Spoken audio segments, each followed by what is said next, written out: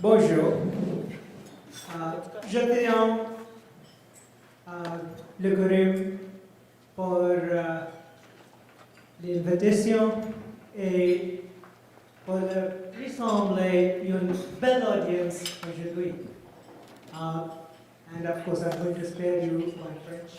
So we'll switch over to English for the rest of the conversation. Welcome everybody. It's wonderful to see all of you here today. And Excellency Verma, it's our pleasure to have you here. Thank you for taking out the time and being here. We're looking forward to hearing your thoughts on the ever important growing the trade relations between India and Canada, and of course about the current affairs. So thank you for being here. Thank you very much. Thank you, Mr. Ravi. Thanks to Corinne for having invited me here. And thank you all for joining today. People would be interested in first understanding what's happening now, and then we can talk about what lies in the future in the bilateral relations between our two countries. Like any other large relationship, there are positives, there are some negatives as well. Let me start with negative, because positives are much more as compared to negatives, so I'll come to the positives later. Negative part is what is being played out today. All of you are well aware of the stories which are covered by media, which is a bit colored, but nevertheless, there would be some facts in that. The larger question from the perspective of a foreign affairs enthusiast would be the origin of what's happening today and what you read so much politically. The origin is the lack of understanding of India's concerns. When we call two countries in bilateral relations as partners, strategic partners, friends, we expect both the countries to understand each other's perspectives, each other's concerns, respect the cultural diversity of each other. Unfortunately, there had been issues, and this is nothing new, decades-old issues which have resurfaced, re-emerged, and there had been unfortunate crimes wherein those who are currently Canadian citizens, largely having their origin in India. India does not have dual nationality.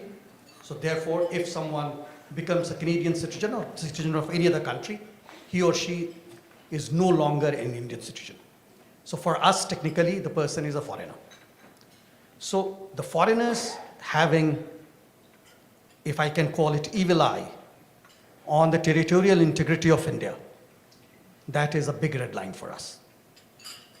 Indians will decide what will happen to India. Indians will decide the fate of India, not the foreigners.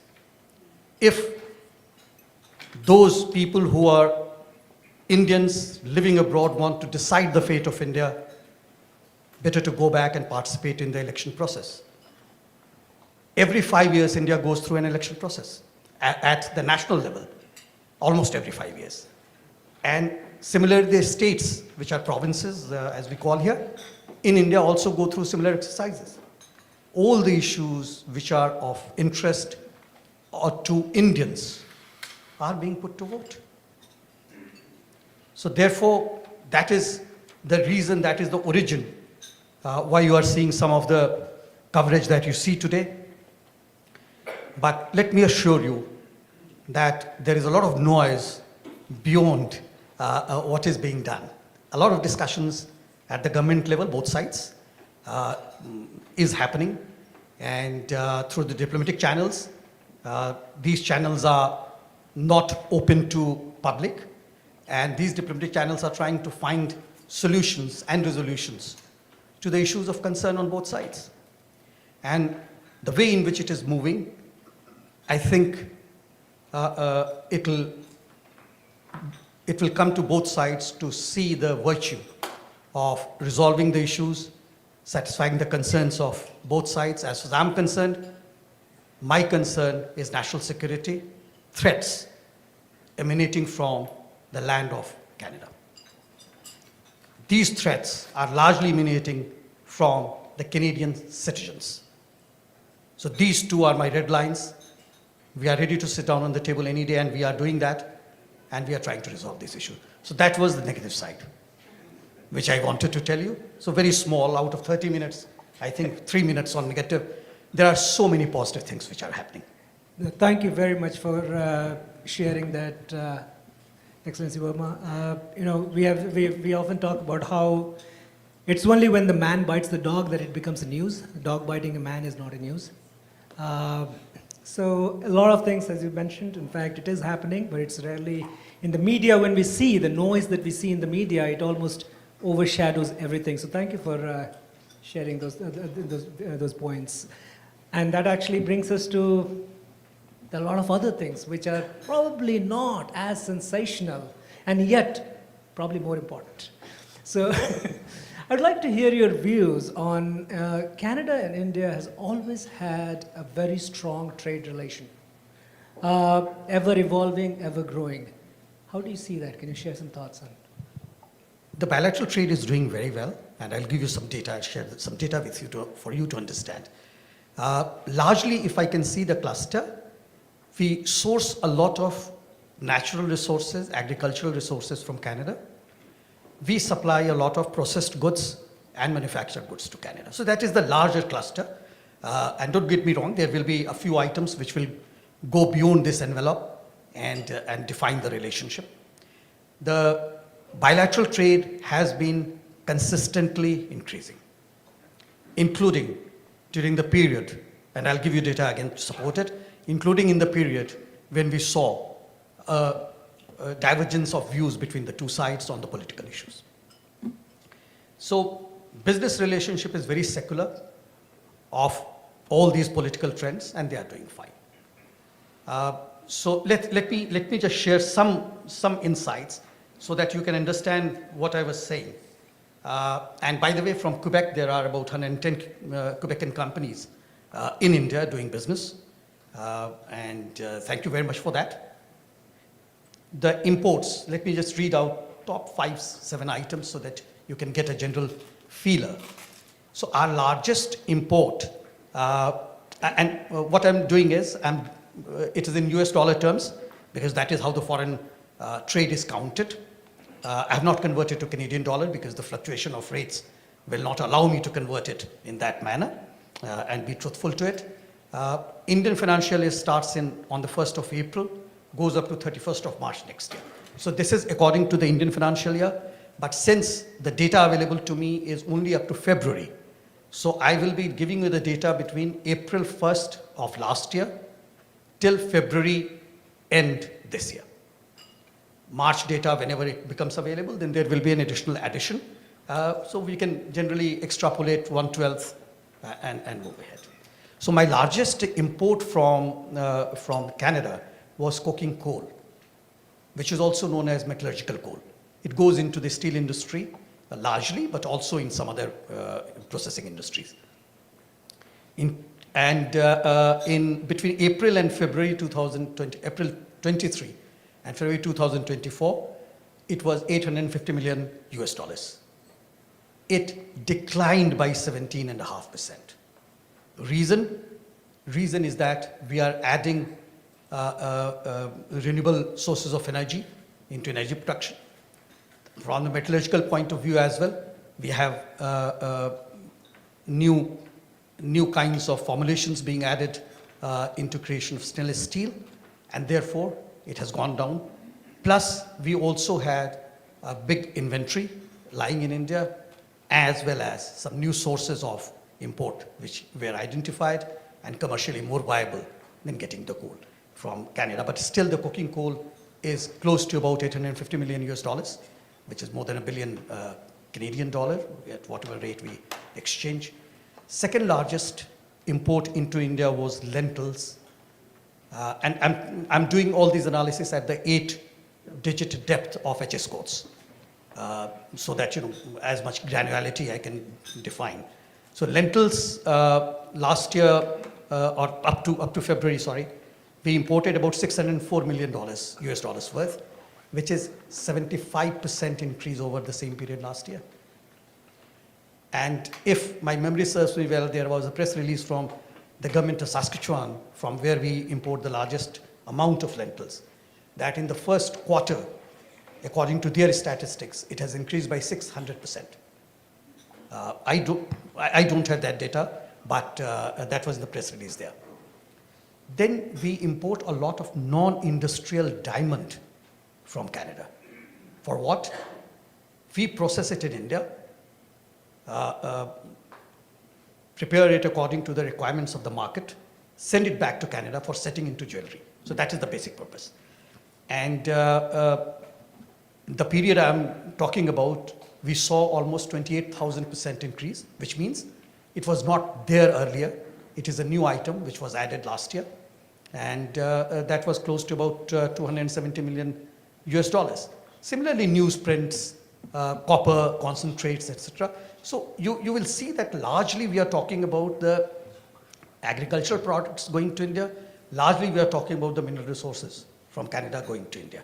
Now let me just read out a few items of exports from India for you to understand what I was talking about. So my largest export to Canada happens to be medicines. And that was,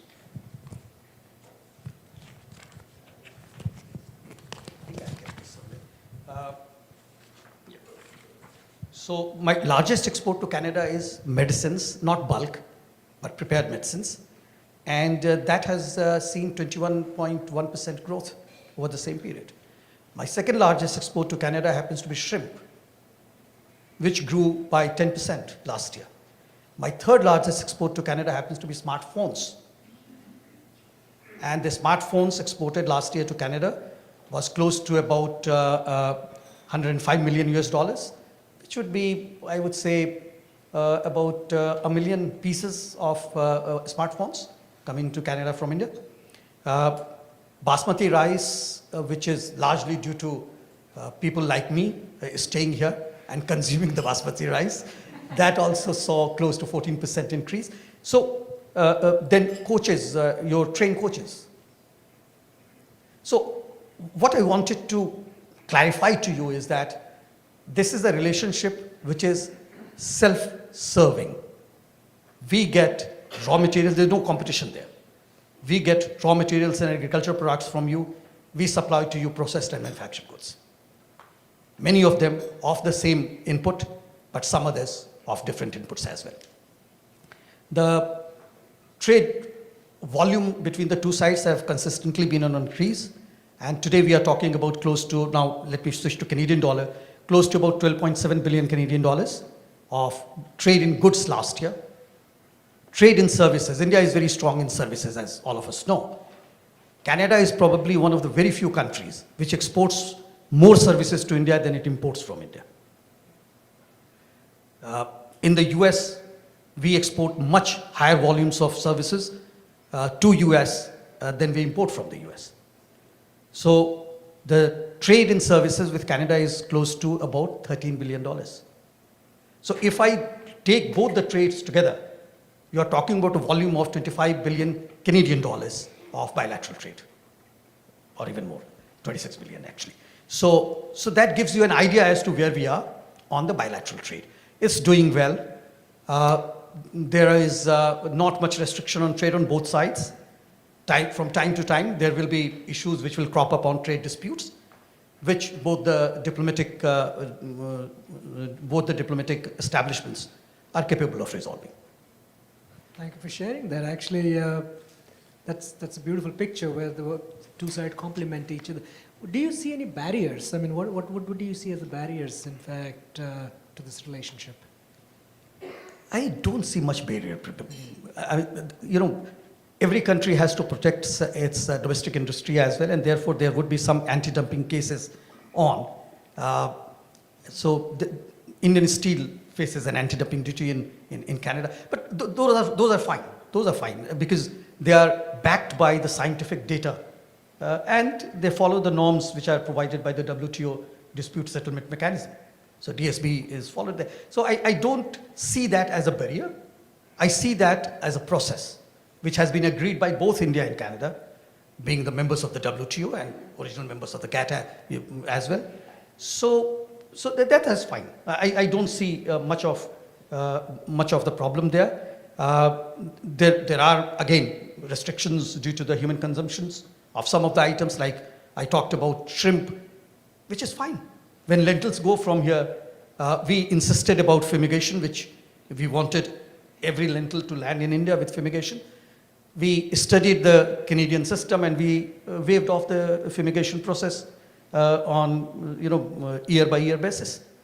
So that's fine, and this is doing well. I have no concern at all there.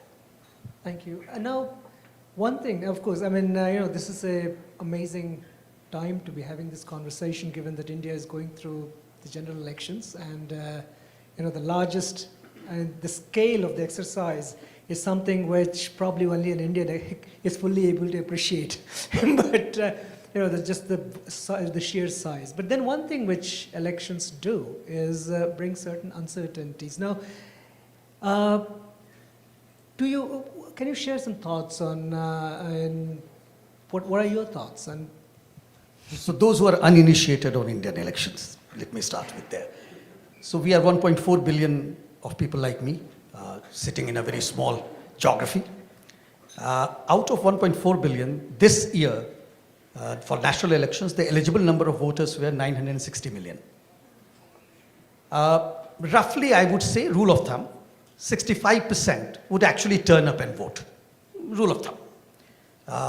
So even if you take 65% of 960 million, you're talking about roughly 600 million plus. So people who actually walk into an election polling booth and cast the vote would be 600 million plus. The whole election process has to be managed by a handful of officials. And of course, we have to secure the booth for the security purposes, so security officials. We have only those many of them, so they will have to shift from one geography to another. So we divide the entire election process this time in 7 phases, which means that roughly you are talking about close to 140 million eligible voters for each phase of election. The entire election is fully electronic, not a single paper to be cast. And not only this election, last decades we have done through that. 1st of June, the entire election process will be over, and we hope to get results by 3rd of June or 4th of June, depending on which time zone we are in. And that is with a push of a button. So the actual election takes 1.5 months approximately. But the actual result, the counting of vote, takes a couple of hours. So that is what Indian election is. On the unpredictability, which is common for all democracies. We are Earth's largest democracy. So yes, there would be concerns on the part of those who are involved in the Indian regulatory system or who has to deal with the Indian regulatory system. But one thing I can assure all of you, that we have reached a critical mass of our economy wherein you can define the predictability of the business environment in India. There could be social changes, but as far as the regulatory framework for business, both trade and investment are concerned, the regulatory framework of innovation is concerned, the regulatory framework of infrastructure creation is concerned, I personally do not think that it will be changing for the worse. It is now only going to move up and up. We are today creating 32 kilometers of highways, expressway, as you call, on a single day.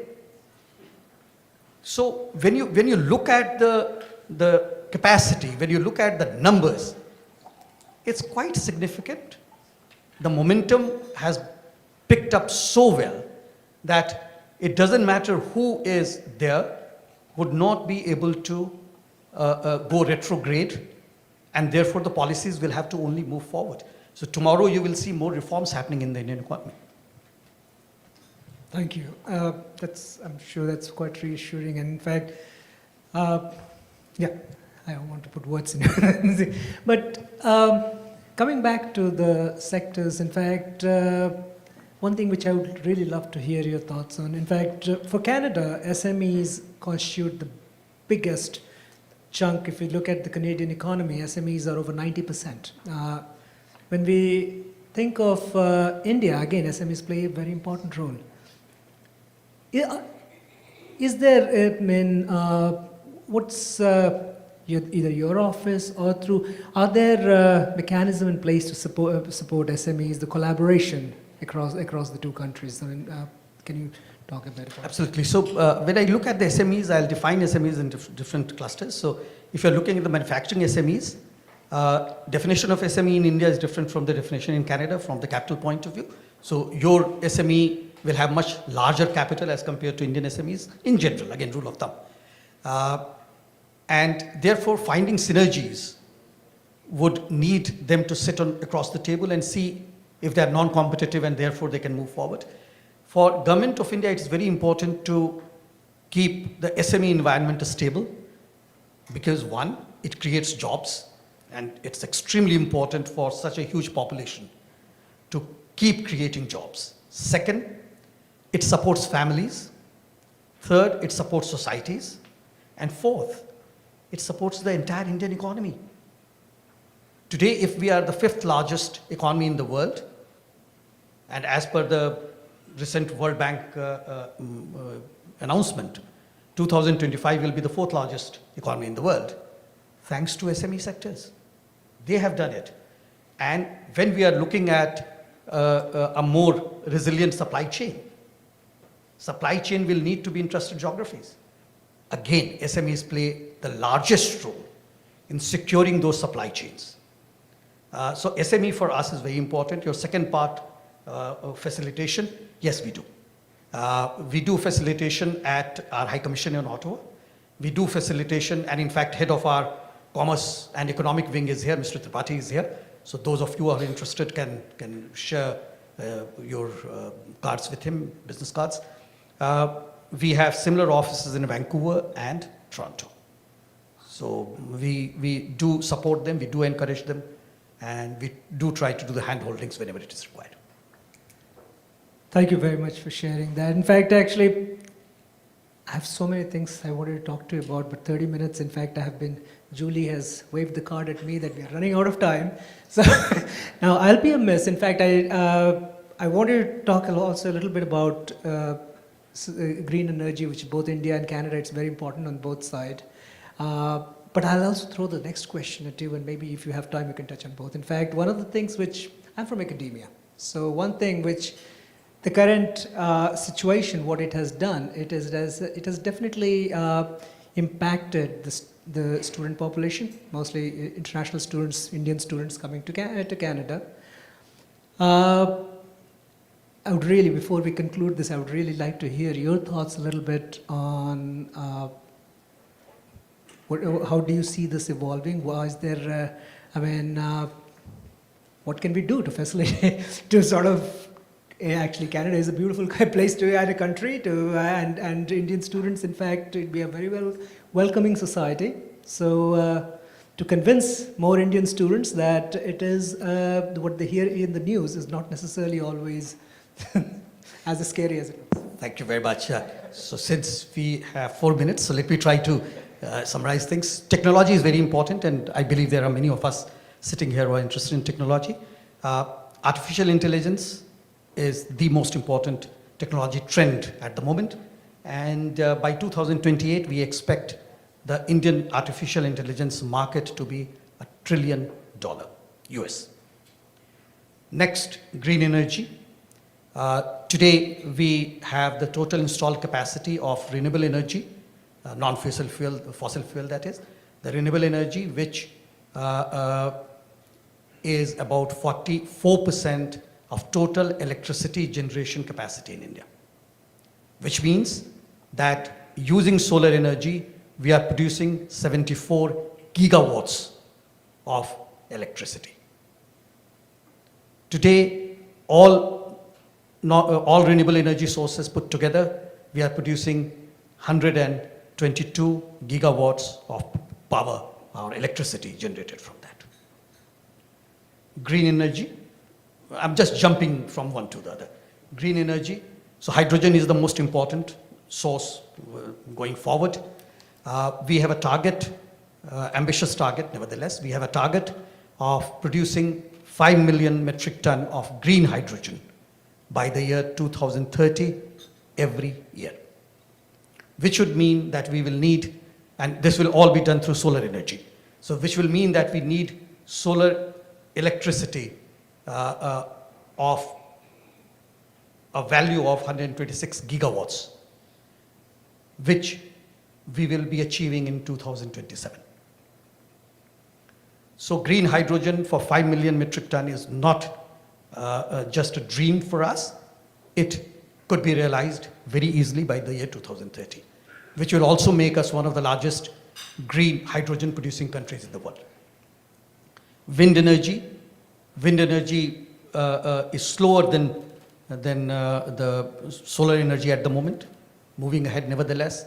And by the year 2030, combining all sources, we should be able to generate 500 gigawatts of electricity using renewable sources of energy. Okay, now let me come to the student. Or quantum probably, if someone will be interested in quantum. So in the quantum, we have already put in about $1.2 billion US for research and development, and we hope to see India emerging as one of the most significant players in the quantum, not only in the algorithm side, where we are already a significant player, but also on the hardware side by the year 2030. Education.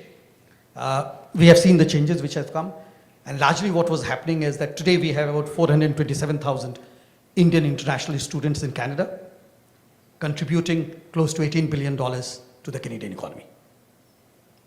Now, when these students come from India, many of them come from poor family. Their parents would sell their lands and farm and animals for them to come here.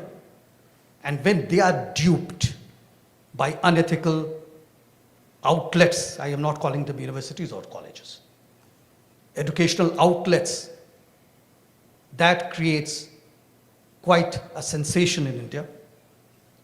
There was a time when we were sending one body bag of an Indian international student every 10 days. And as an ambassador, you can imagine what I would feel in my heart. So, Brand Canada got a bad name in education. So what you said, what should be done? Brand Canada needs to reinstate its position that it used to have, for which stories need to be told. I had been telling Indian international students who have stayed here for a year or 2 years to go on the social media, talk about the struggles that they had, but also talk about how did they overcome those struggles. If I'm coming from different culture, I will have struggles. And that is not a news. News is that how did you overcome those struggles? So those videos are doing rounds on various social media, largely on, I shouldn't name a company, so on the social media. And many of the Indian parents have learned from that. Lastly, if such information is shared in the Indian local languages, I was just talking to the gentleman next to me, there are 22 official languages. So if they are shared in India, in Punjabi, in Tamil, in Malayalam, in Gujarati, in Hindi, then what happens is that parents who are sending their students, who have got the key say whether the student comes to Canada or not, are also able to understand what lies ahead. Thank you very much, Excellency Verma. I hope the crowd actually caught the number that he mentioned. India exists with 22 different languages with different scripts, not just 2. Thank you very much. Thank you very much. Thank you for your patience. Thank you.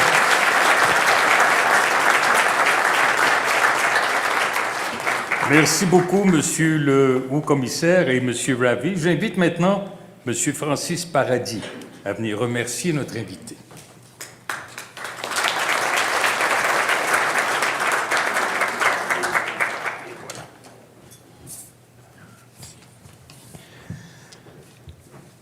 Monsieur le Haut-Commissaire de l'Inde au Canada, Son Excellence Sanjay Kumar Verma, Monsieur le Sous-ministre des Relations internationales, de la francophonie, M. Alain Sancartier, Mesdames et Messieurs des membres du conseil d'administration du CORIM, chers collègues aussi du monde des affaires, qui font affaire en Inde, bien sûr, distingués invités, chers amis, bonjour, hello, namaste. Je suis heureux d'être parmi vous dans le cadre de cette conférence Relations Inde-Canada, état des lieux d'aujourd'hui et de l'avenir organisée par le CORIM. On my behalf and on behalf of all of those present, I would like to extend a special thanks you to the High Commission of India for taking the time to speak to us about Canada-India relations in the current context. Judging by the large number of people gathered today, these relations are particularly relevant and important for many Québécois. Au cours de sa présentation, M. le Haut-Commissaire Verma nous a livré un message franc qui vise la poursuite des relations constructives entre l'Inde et le Canada, malgré les difficultés actuelles. Quebec is committed to maintaining dialogue with its long-term partners, such as India. We are looking forward to developing mutual beneficial governmental, economical, and institutional ties with India, which is an important component of Quebec's Indo-Pacific territorial strategy. I would like to that effect to take the time to underscore the presence of many Quebec's businesses with ties to India and that with us today. The Quebec government and its Quebec office in Mumbai have forged close ties with partners in India over the past 15 years. D'ailleurs, les employés qui œuvrent au bureau du Québec à Mumbai assurent des dossiers courants et continuent d'être au service des entreprises et organisations du Québec souhaitant développer leurs activités en Inde, bien sûr. N'hésitez surtout pas à faire appel à nous pour vous appuyer dans vos projets de développement. En terminant, je remercie de nouveau son Excellence, M. Sanjay Kumar Verma, pour son discours et l'importance qu'il attache au maintien et au renforcement des liens entre l'Inde et le Québec et le Canada. Ap Yahan Aye Islaya Apko Janaval. Ur Adje Yakehum Yaro Itlaka Kam Kadange. Dhanyavad. Thank you very much. Have a good evening.